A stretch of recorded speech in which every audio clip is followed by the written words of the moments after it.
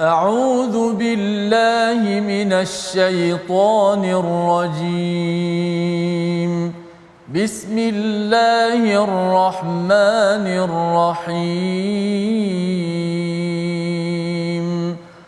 الحمد لله رب العالمين. الرحمن الرحيم. مالك يوم الدين. إياك نعبد وإياك نستعين. اهدنا الصراط المستقيم. صراط الذين أنعمت عليهم غير المغضوب عليهم ولا الضالين.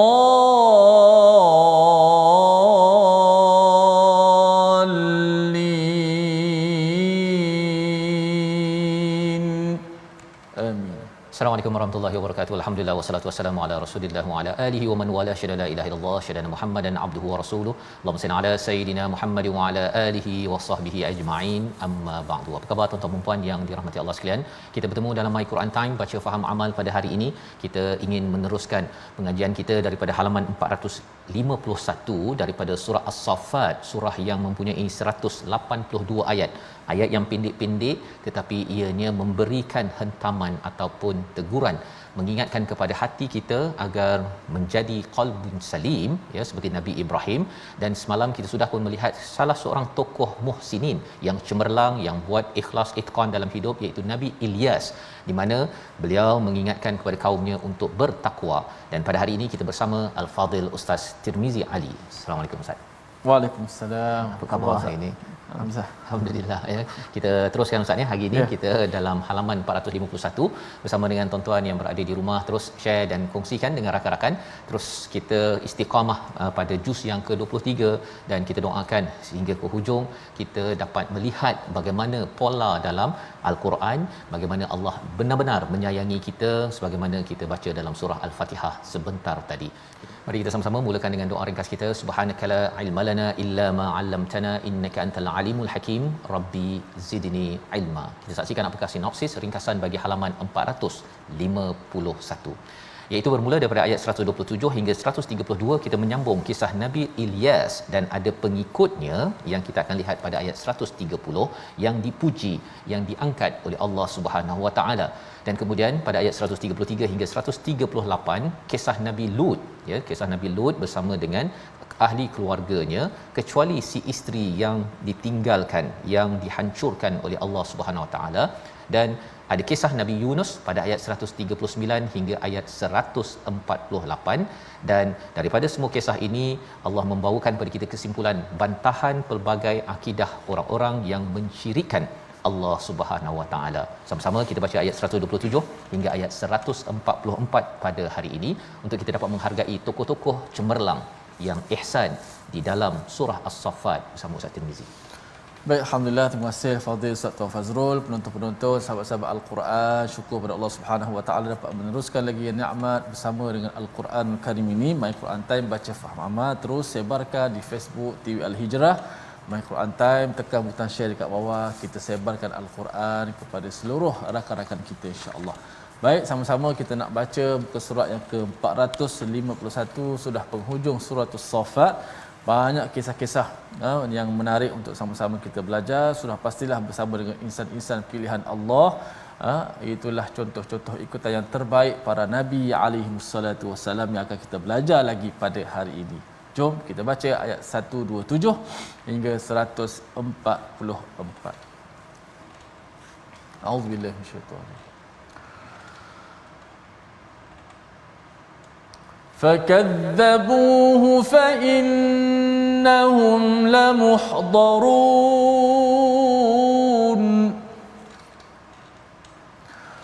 إلا عباد الله المخلصين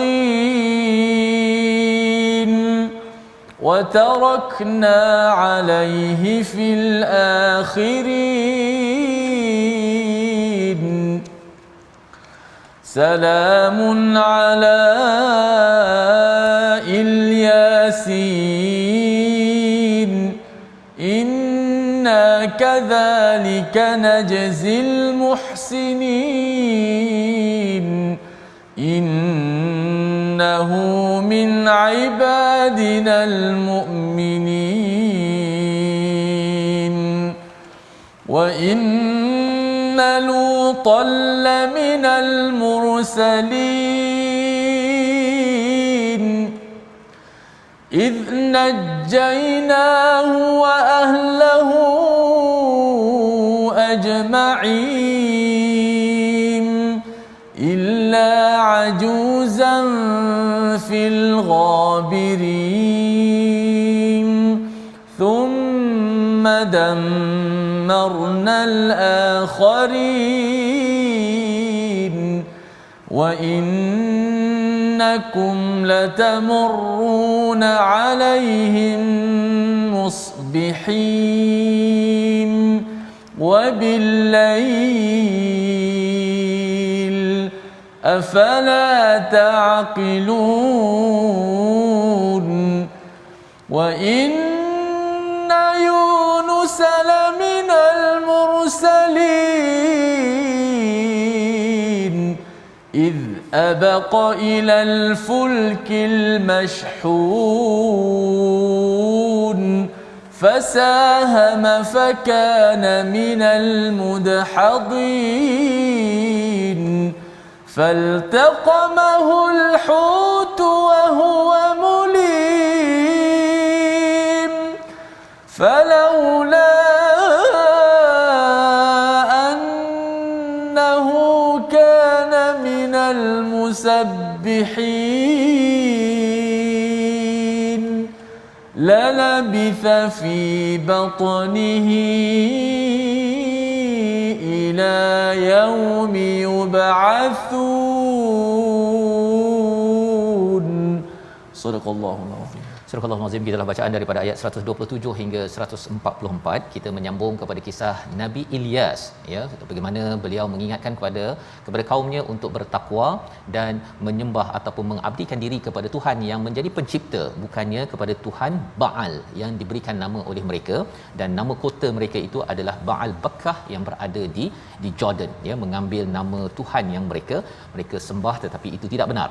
Kerana mereka mendustakan seruan daripada Nabi Ilyas, maka Allah menyatakan fakadzabu fa innahum lamuhtarun, ya, mereka mendustakan Nabi Ilyas dan mereka itu akan dihadirkan segala amalan-amalan yang tidak baik itu berdepan dengan Allah di akhirat nanti, illa ibadallahil mukhlasin, ya, muhdarun itu maksudnya dihadirkan di depan Allah, ia menakutkan, seperti kalau katakan orang buat silap Ustaz, ya, dihadirkan di depan HR, ya, kamu buat apa sekian, pada waktu itu dia memang menggeletar, ya, apatah lagi kalau kita berhadapan dengan Allah, apa sahaja segala amalan kita itu akan dinilai di hadapan Allah Subhanahu Wa Taala. Jadi orang-orang yang dihadirkan di hadapan Allah ini yang selamat adalah apa? Illa ibadallahil mukhlasin. Sebenarnya tak payah jumpa HR, tak perlu masuk mahkamah. Itu satu nikmat Ustaz, ya.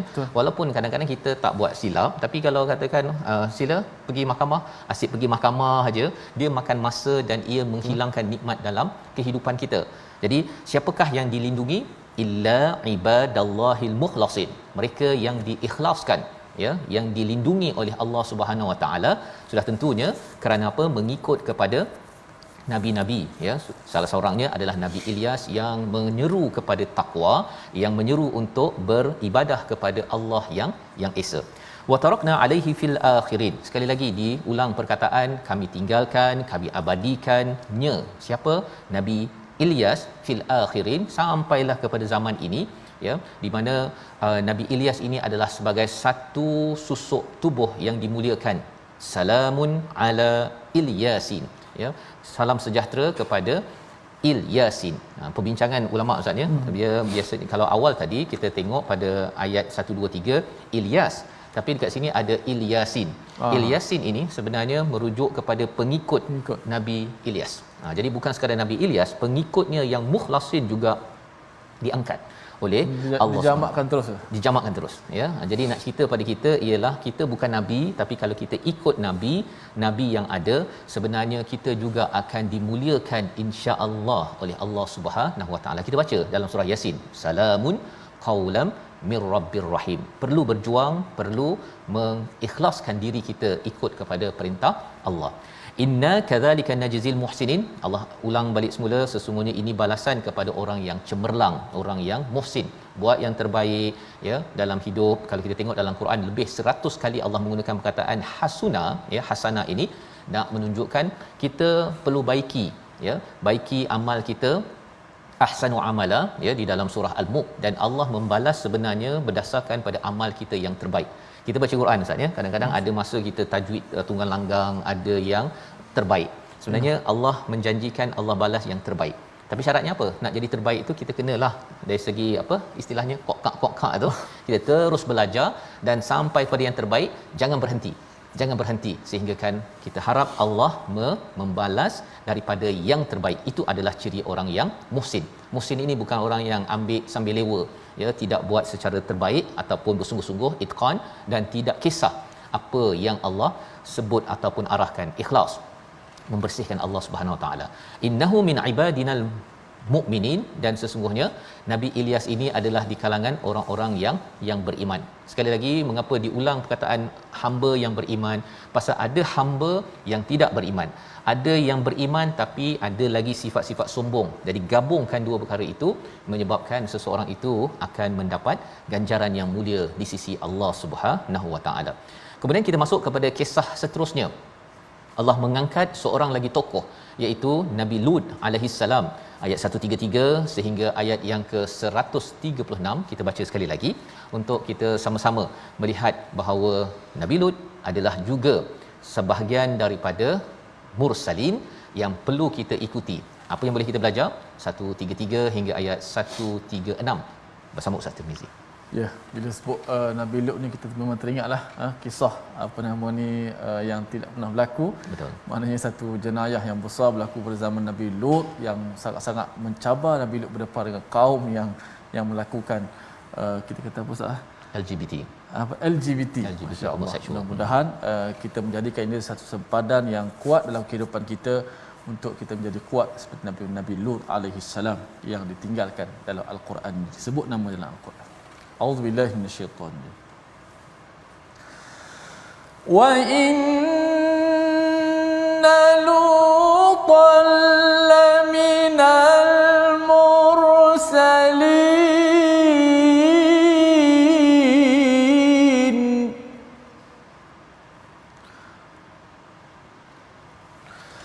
wa inna Lutan laminal mursalin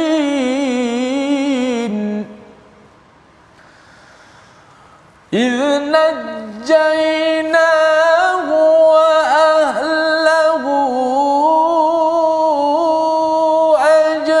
أجمعين إلا عجوزا في الغابرين ثم دمرنا الآخرين.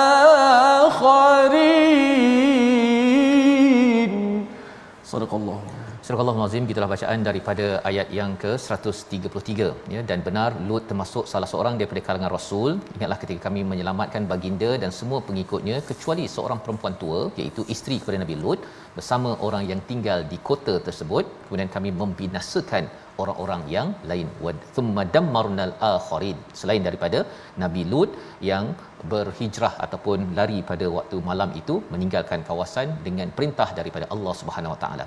Sebelum kita meneruskan kisah Nabi Lut ini Ustaz, ya, tadi bila kita berulang perkataan istilahnya inna kadzalika najzil muhsinin banyak kali kan, Ibnu Ashur ada menyebut ataupun mengingatkan, dia kata orang yang ajak ke arah kebaikan fokus kepada balasan daripada Allah. Jangan fokus kepada orang yang mendustakan ataupun tak layan. Okey. Pasal kalau kita layan, kita kecewa Ustaz. Kita asyik stres je, alamak saya ajak 5 orang yang jawabnya seorang. Kita akan kira-kira akhirnya tak payahlah. Tapi kalau kita tahu bahawa Allah akan balas, dia jawab ke tak jawab ke, dia dustakan beriman ke, ini adalah milik Allah. Saya kalau buat kerja saya akan dapat balasan, buat yang terbaik, jangan kisah. Itu yang berulang banyak kali sebentar tadi. Dan selepas ini kita melihat kepada Nabi Lut, ya, bagaimana Nabi Lut ini walaupun ini mencabar, ya. Kalau Nabi Nuh tu anak dia, ini isteri, ya, isterinya adalah di kalangan ghabirin, yang ditinggalkan. Kasal dia rasa macam tak apalah bang, kan abang pergilah, ya, saya duduk jelah, dan akhirnya dihancurkan. Dan bila kita lihat kepada tempat dihancurkan ini, wa innakum latamurruna alaihim musbihin, kamu melalui, ya, bercakap kepada orang musyrik Mekah, ya, kepada kita lah, kita boleh pergi ke kawasan di Jordan ini Ustaz, ya, tempat yang diterbalikkan itu. Sebenarnya Allah nyatakan pada waktu pagi, waktu siang kamu nampak, waktu malam ke, ya, kamu lalu, Allah kata ini untuk kamu menggunakan akal dan ambil pelajaran. Dia bukan sekadar selfie je kan, pergi saya boleh berenang dekat Laut Mati tu dan bangga kat situ. Itu bukan tujuan ini dikekalkan. Ini bukan tujuannya. Jadi kita kena berjaga-jaga. Sunnah Nabi, tempat-tempat begini, Nabi sebenarnya tak spend masa banyak sangat Ustaz, ya. Malah dicepatkan, ditundukkan pandangan, doa dijauhkan. Itu kaedah, ya, bagi travel agent yang bawa program wisata, bercuti ke apa ke, tempat-tempat piramid contohnya. Dia bukannya duduk lama-lama atas unta, ya, makan popcorn.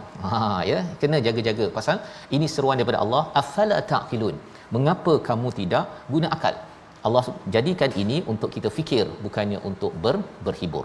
Dan seterusnya, wa inna Yunus, masuk kepada kisah seterusnya, Nabi Yunus alaihi salam. Nabi Yunus ni siapa? Salah seorang daripada rasul-rasul. Id abaqa ilal fulkil mashhun, apabila beliau ini abaqa. Maksud abaqa ni menarik Ustaz, ya. Kalau macam ada seorang hamba tu, tuan dia kata sila buat kerja, dia tak nak buat kerja dan dia lari daripada tuannya, itu namanya abaqa. Jadi id abaqa ilal fulkil mashhun, sebenarnya Nabi Yunus ni digelar sebagai macam lari daripada siapa? Daripada Tuhan kepada perahu ataupun sampan ataupun kapal yang penuh muatan. Ini adalah satu penceritaan Allah nak cerita pada kita bahawa dalam kita mengajak orang ke arah kebaikan ini, kita ambil pelajaran daripada kisah Nabi Yunus, macam mana beliau menguruskan perkara tersebut. Bagi Nabi Muhammad, memang mengajak orang ini ada cabaran, ada beban Ustaz, ya. Orang tak layan ke, orang cakap macam ini nak tunjuk baik sangat ataupun asyik nak tegur je, ya. Tetapi itu berlaku kepada Nabi Yunus, memujuk kepada Nabi Muhammad, teruskan, ya. Nabi Yunus pun ada perasaan itu, Nabi Muhammad ada perasaan itu. Kalau kita ada perasaan itu normal. Yang penting apa? Kata Allah dalam ayat 141, fasahama fakana minal mudhadin, ya, pada ayat 141. Bila dah masuk ke kapal tersebut, ada yang kata bahawa ada ribut taufan, perlu dikeluarkan, ya, orang yang ada di situ, ya, dan mereka buat undi, fasahama, ya, undi. Dan apakah yang berlaku? Setiap kali undi tersebut, Nabi Yunus yang terkeluar, ya, maksudnya yang diundi untuk dikeluarkan daripada kapal tersebut. Fal taqamahul hut wa huwa mulim, dan bila dia dicampak daripada kapal tersebut, dia ditelan sekaligus oleh al-hut, satu ikan yang besar, dan beliau adalah orang yang tercela. Tercela di sini bukan kita mencela Nabi Yunus Ustaz, ya. Ini kena baiki juga cara kefahaman kita. Wa huwa mulim ini sesuatu yang ditegur. Terjemahan tercela, tapi yang ditegur. Mengapa kena tegur? Hanya orang yang kita sayang je kita tegur Ustaz. Betul. Ya? Allah sayang pada Nabi Yunus, Allah tegur Nabi Yunus. Kalau Allah tak sayang, biar lantak pergilah.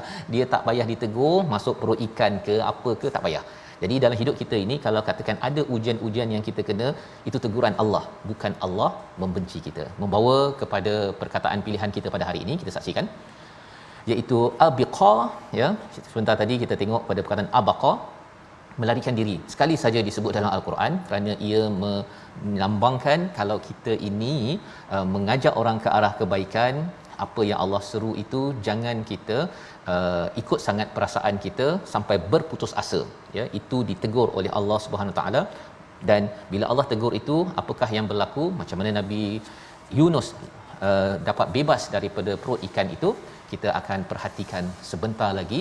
Tapi kita rehat dahulu dalam My Quran Time, baca faham amal, insya-Allah.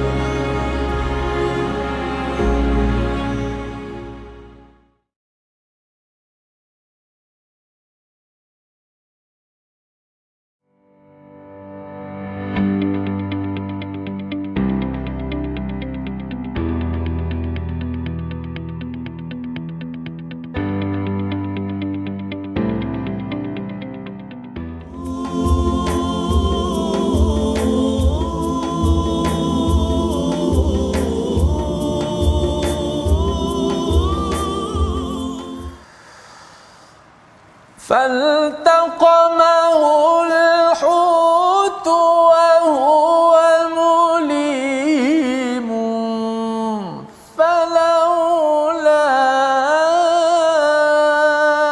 أنه كان من المسبحين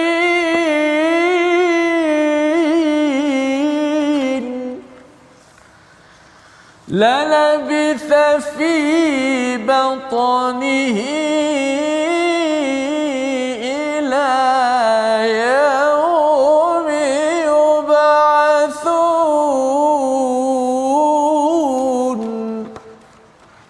Suraqallahul Azim. Maka baginda ditelan oleh ikan besar dalam keadaan yang tercela. Maka jika baginda tidak termasuk orang yang banyak berzikir, yang bertasbih kepada Allah, nescaya baginda akan kekal berada dalam perut ikan sehinggalah hari kebangkitan. Inilah peristiwa babak yang mana kehebatan apabila kita bertasbih, berzikir kepada Allah, sehingga Allah kata kalaulah Nabi Yunus tidak bertasbih, berzikir kepada Allah, nescaya dia akan kekal dalam perut ikan. Perkataan zikir ataupun tasbih yang kita gunakan telah menggambarkan kehebatan Allah Subhanahu Wa Taala. Tidak mustahil bagi Allah, mustahil bagi kita kalau dalam perut ikan tu kita kata memang dah tak selamat kan. Kalau kita test pun memang tak mungkin almarhum lah. Tapi dengan bertasbih dan subhanallah kita sebut dalam sembahyang kita, kita zikir selepas solat kita, dan subhana juga disebut dalam peristiwa Isra Mi'raj. Baik, kita ambil tajwid sikit pada muka surat 451 sebelum kita nak sambung lagi pencerahan tadabbur kita. Faltaqamahul hutu wa huwa mulim. Jelaskan baris atas dan baris depan dalam ayat ini. Faltaqamahul hutu wa huwa mulim. Ini berkaitan dengan baris tuan-tuan sahabat-sahabat sekalian. Okey, bila sebut baris atas, mulut kita kena buka lah. Fa ta qa ma, kita buka mulut sekadar mana. Kalau huruf tu yang bersifat dengan nipis, kita buka mulut sederhana saja. A, ba, sekadar itu. Jangan a, jangan fal, fa, bukan fa, fa, fa, biasa saja. Jangan terlalu buka luah mulut ataupun jangan malas sangat nak buka mulut. Fa, faltaqamahul hu, tak boleh juga. Faltaqamahul hu pun longgar sangat pula. Biasa sederhana saja. Fathul Arabi, fathun wasatun. Baris atas orang Arab secara tulis ni baris atas yang sederhana saja. Kemudian bagi depan mulut kena muncung. Baris di hadapan mulut kena muncung. Kita muncunglah mulut.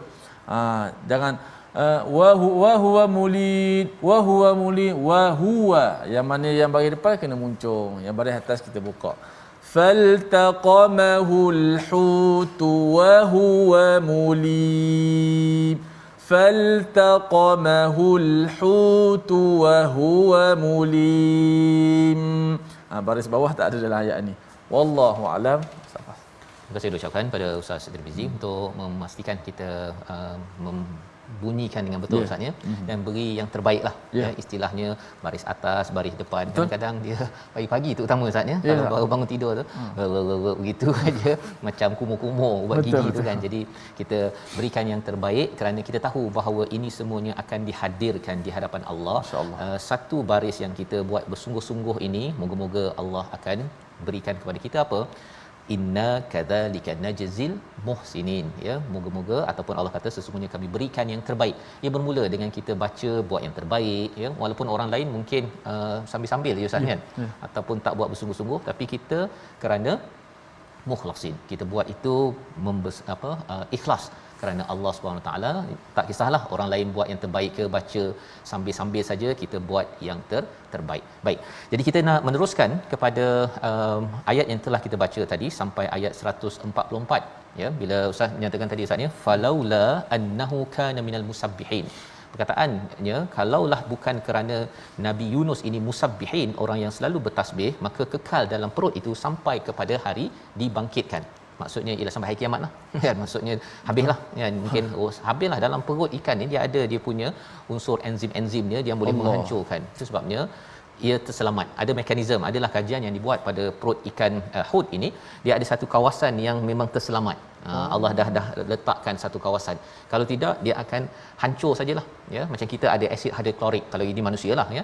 Kalau asid makanan semua, yang hancurkan. Kalau kita masuk tu zas, kan. Kalau dulu saya dalam makmal kimia tu, asid hidroklorik ini kalau yang yang ada dia punya kepekatan yang tinggi ke rendah tu, kita bagi masa saja hancur tulang. Kan. Jadi kalau kita pakai daging kita saja dah habis, tinggal tulang jelah Nabi Yunus ini.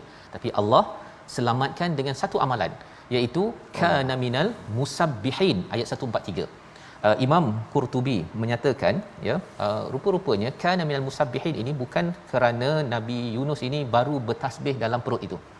Kana ini menunjukkan Nabi Yunus ini sudah beramal dengan tasbih. Dah biasa waktu senang, dah biasa bertasbih. Jadi dengan amalan itu menyebabkan Nabi Yunus sambung lagi dalam perut ikan Hud itu tadi, maka Allah selamatkan. Pelajaran untuk kita apa tuan-tuan? Waktu kita senang, banyakkan bertasbih, ya, dan waktu kita susah, teruskan bertasbih. Allah akan selamatkan kita daripada segala kesulitan. Dan apa yang berlaku selepas itu, Nabi Yunus diselamatkan. Ayat 145 hingga ayat 153 kita sambung bersama Ustaz Tirmizi. Masya-Allah. Tadi kita macam dalam kuliah kimia sekejap Masya-Allah. Apanya hebat, walau macam mana pun kembalikan kepada Allah Subhanahu taala, the power of zikir, ataupun kuasa tasbih tadi, subhanallah. Mustahil tadi, tapi dengan tasbih Allah Taala selamatkan Nabi Yunus, muntah balik, masya-Allah. Baik, kita baca ayat yang seterusnya 145 hingga 153. A'udzubillahi minasyaitonir rajim. فنبذناه بالعراء وهو سقيم فنبذناه بالعراء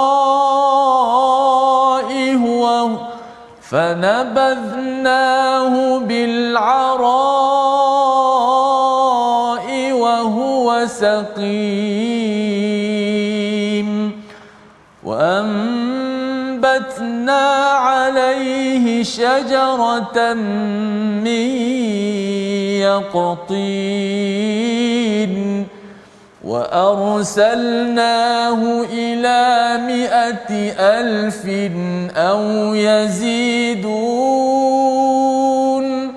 فآمنوا فمتعناهم إلى حين فاستفتهم ألربك البنات ولهم البنون أم خلقنا الملائكة إناثا وهم شاهدون ألا إنهم من إفكهم ليقولون ولد الله وإنهم لكاذبون أصطفى البنات على البنين صدق الله العظيم. Surah Al-Azim ayat 145 hingga 153 menyambung kisah Nabi Yunus sebentar tadi, ya, apabila Nabi Yunus ini terus bertasbih, ya, ketika senang bertasbih, ketika susah bertasbih, amalan yang perlu kita jaga. Dan tasbih itu satu zikir kita, tasbih itu sendiri subhanallah, tapi bila Allah seru kita tasbih pada waktu solat, maka kenalah bertasbih pada waktu solat. Tak boleh pula kita tasbih ustaznya sampai sejuta kali, waktu solat pun tak apa nak habiskan sejuta kali.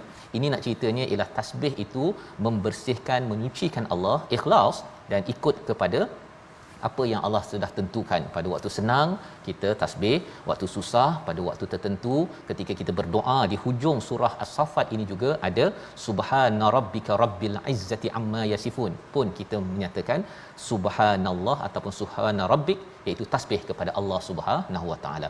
Baik, kesan daripada itu fanabadnahu, ya, iaitu kami lemparkan, ya, terus termuntah, ya Ustaz, ya, lebih kurang begitulah daripada perut ikan tersebut, bil ara, di satu tempat yang tandus, ya, yang tak dikenali, wa huwa saqim.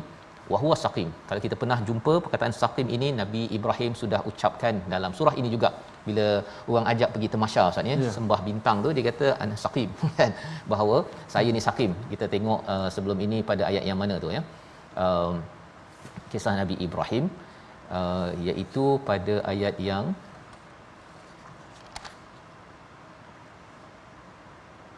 okey, pada ayat yang muka surat 449, ya, kita boleh tengok perkara tersebut ayat 89. Ya, tuan-tuan boleh tengok saqim, sakit. Sakit apa? Sakit Nabi Ibrahim itu bukan pasal sakit pening kepala, Ustaz, tapi dia sakit melihat orang yang mensyirikkan Allah. Jadi dia kata aku sakit, aku tak nak ikut pada tamasya tersebut. Tapi waktu itulah Nabi Ibrahim berhujah dengan berhala dan berhujah dengan masyarakat pada waktu itu. Di sini Nabi Yunus sakit.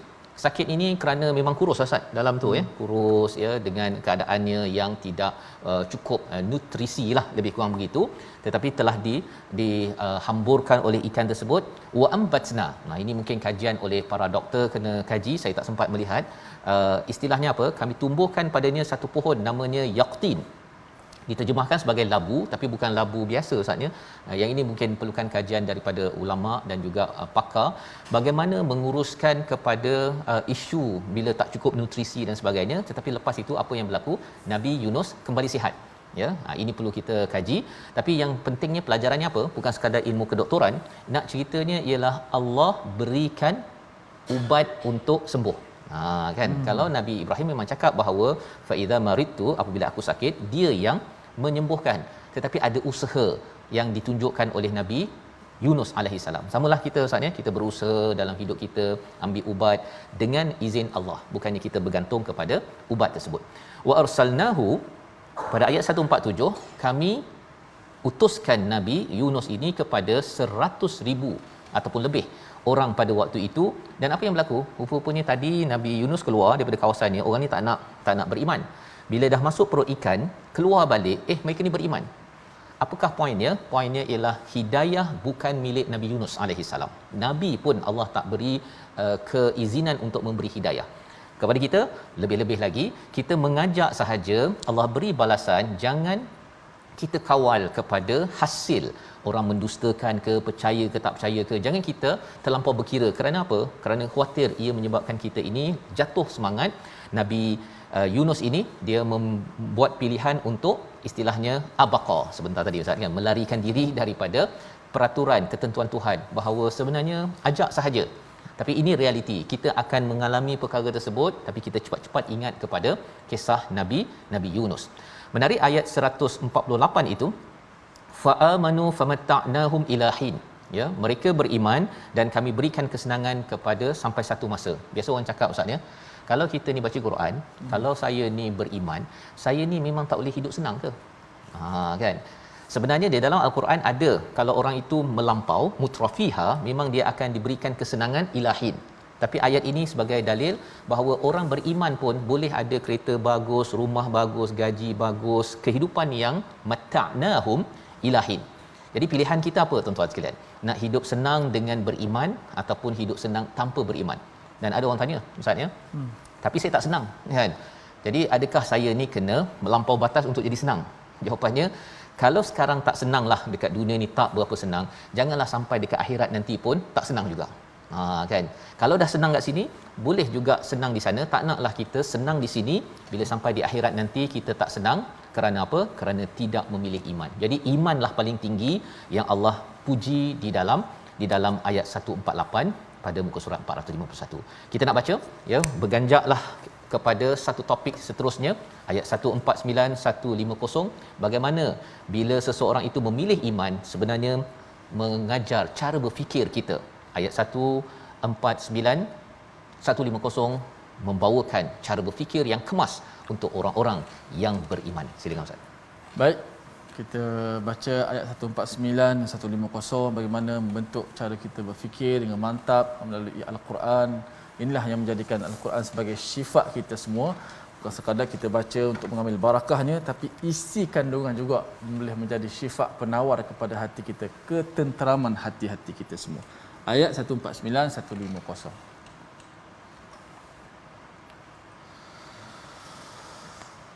فاستفتهم ألربك البنات ولهم البنون أم خلقنا الملائكة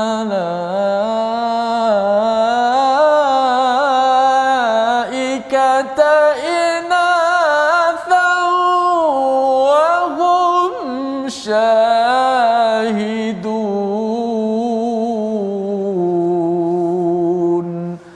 صدق الله العظيم. Surah Al-Azim, gitulah bacaan ayat 149 hingga 150 ya. Kita ingin melihat bagaimanakah cara berfikir orang-orang yang kufur kepada Allah Subhanahu Wa Taala pada ayat 149.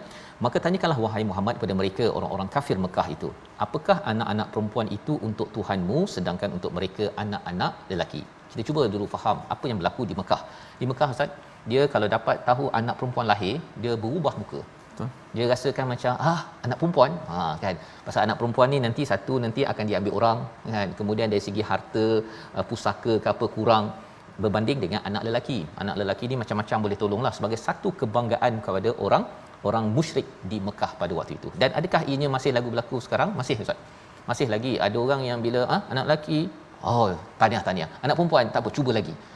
Setiap kali dia cakap tentang cuba lagi, itu tandanya dia mensyirikkan Allah SWT. Cuba untuk menentukan Allah bagi dia anak lelaki lebih mulia daripada anak perempuan. Itu adalah kefahaman syirik ataupun kufur pada kawasan Mekah jahiliah, dan ia masih lagi sampai sekarang ya. Ada setengah agama Ustaz ya, kalau anak perempuan kahwin itu, dia dah tak boleh dah jumpa mak ayah dah. Suami akan kontrol dia habis-habisan ya. Belum lagi dicakap syurga di bawah tapak kaki suami. Dia buat hadis baru lah kan itu kan ya. Nak ceritanya ialah apa? Kita kena berhati-hati dengan cara berfikir begini. Jadi ayat 149 ni tanya pada mereka ali rabbikal banat, untuk Tuhan bagi anak perempuan. Pasal awal surah ini berkaitan dengan para malaikat. Jadi mereka kata malaikat ni daripada anak perempuan, dan Tuhan ini ada anak perempuan.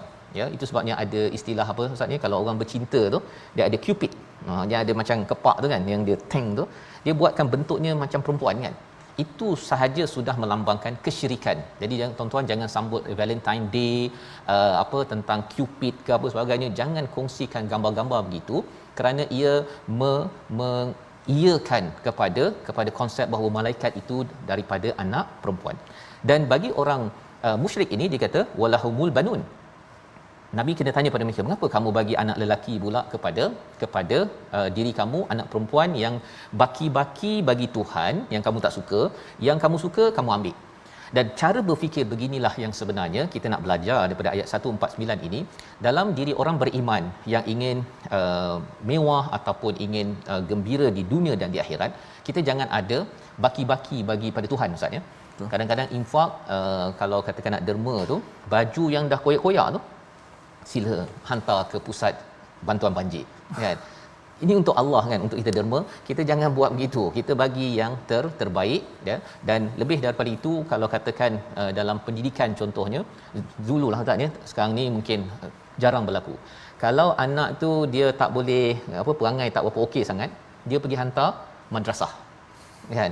Kalau okey, dia pergi hantar sekolah asrama penuh kan. Mentaliti itu baki-baki pada Tuhan ya, belajar agama.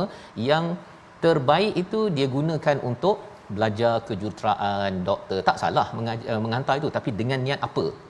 Kalau niatnya adalah nanti hantar doktor, tapi lepas tu kena belajar bahasa Arab, kena belajar Quran, itu cara yang terbaik. Dan kita bersyukur sekarang ni ada sistem Ustaz ya, ada sekolah yang gabungkan.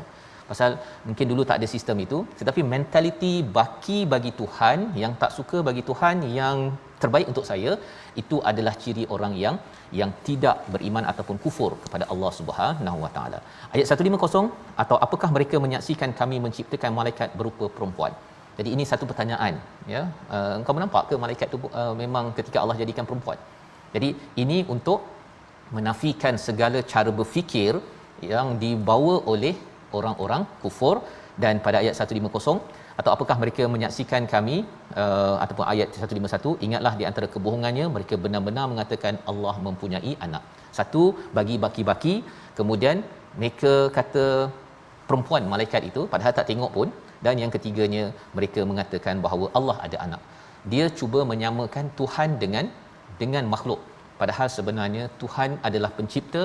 Kita perlu selalu menyerah diri, ikut dengan rasa rendah diri kepada Allah Subhanahu Wa Taala. Itu sebabnya di hujung ayat 153, apakah dia memilih anak-anak perempuan daripada anak-anak lelaki? Betul ke Tuhan pilih anak perempuan untuk malaikat yang bersama dalam membina kerajaan? Rupanya tidak ada lelaki, tidak ada perempuan.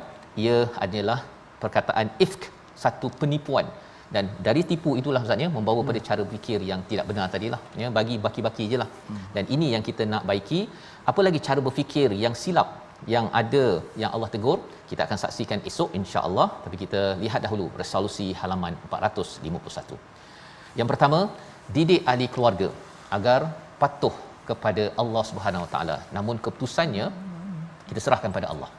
Yang kedua, selalu bertasbih, ya, ketika senang, ya, ketika susah, ketika berbuat kesilapan, kerana tasbih ini adalah lambang kehambaan di mana kita menyucikan Allah dan tahu bahawa diri kita banyak berbuat kezaliman ataupun kesilapan. Yang ketiga, baiki dan dalami konsep tauhid yang benar, bukan khurafat sehingga membawa kepada idea untuk Tuhan yang berbaki, untuk saya yang terbaik. Kita kena baiki kefahaman tauhid yang sebenarnya. Kita berdoa insya-Allah. Sadaqallahul azim. Sadaqallahul azim. Wa man asdaqu minallahi qila. Subhanallahil azim. سبحان من تعطف بالعز وقال به سبحان من لبس المجد وتكرم به سبحان من لا ينبغي التسبيح إلا له سبحان ذي الفضل والنعم سبحان ذي المجد والكرم سبحان الذي أحصى كل شيء علمه سبحان الله عالم الخفيات رفيع الدرجات ذي العرش يلقي الروح من أمره على من يشاء من عباده يا رب العالمين اللهم اغفر لنا ذنوبنا وكفر عنا سيئاتنا وتوفنا مع الأبرار والحمد لله. Amin ya rabbal alamin. Moga-moga Allah terus mengabulkan doa kita dan terus kita menjadi insan yang berikan yang terbaik dalam hidup kita sebagaimana kita belajar sebentar tadi. Dan inilah peluang sama-sama kita menggerakkan tabung gerakan Al-Quran, menyampaikan yang terbaik untuk tabung ini, kerana kita tahu bahawa mesej terbaik adalah daripada Quran untuk kita sebar-sebarkan. Burung serindit terbang di angkasa, indah sawah hijau sejahtera. Berikan terbaik untuk yang esa, buat pilihan hingga ke syurga. Bertemu lagi My Quran Time, baca faham amal insya-Allah.